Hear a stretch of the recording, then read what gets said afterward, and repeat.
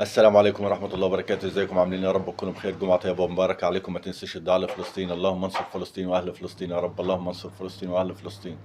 طبعا المؤتمر الصحفي كنا قايلين عليه، بيطلع المستشار مرتضى منصور ساعة ساعة بيعلن عن فضايح جوه نادي الزمالك. ده بيقول لك مش عارف بيبيعوا ايه جوه نادي الزمالك. ففعلا حرفيا كده الزمالك بينهار، الزمالك بينهار. بص الاهلي بيجيب صفقات بالمليارات، بص ديون الزمالك اللي بالمليارات. ويجب تدخل وزير الشباب الدكتور أشرف صبحي.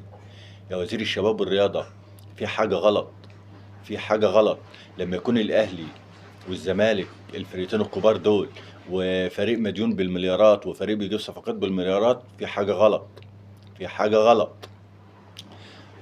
طبعا بنشوف كمان الدكتور المحترم وزير الإعلام الدكتور خالد عبد العزيز بيعلن وقف محمد البوشي شهر. كان قال لفظ على الهوا كده بسبب مباراة وبسبب إيزي إيميكا، وبيعلن وقفه شهر. وارد ان يعني يطلع من اي حد، بس مش على الهوا كده يعني. كل التوفيق طبعا. وكمان هنشوف المعلق الجميل عصام الشوالي. عصام الشوالي هنشوفه بيذيع ماتش الاهلي وصن داونز. يا عم عصام، اهلي وصن داونز ما تجيبش سيرة الزمالك، ماشي؟ تهريج طبعا. لكن كل التوفيق طبعا. وهنشوف النهارده بقى يا حسين يا لبيب، اقعد اتفرج كده على اشرف بن شرقي. ما اتفرجش على الاهلي، لا اتفرج على اشرف بن شرقي. اللي عاني اخوه جه هنا وانت ما رضيتش تمضيه، ورحت جبت مشلاك. قلت ده قريب ليفاندوسكي بتاع برشلونة، قريب ليفاندوسكي ومش عارف ايه ولاعب حريف. واشرف بن شرقي، في مثل عندنا بيقول لك اللي تعرف احسن من اللي ما تعرفوش، اللي تعرفه احسن من اللي ما تعرفوش. اشرف بن شرقي جه قعد معاك 3 سنين، ما سابش دقيقة في عقده، ما سابش دقيقة في عقده. ها،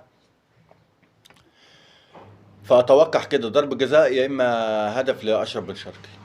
كل التوفيق إن شاء الله للنادي الأهلي، بنشوفه في النهائي مع بيراميدز. وكمان أحمد سيد زيزو بيسرب كده إن هو الإدارة وأبوه طردوه.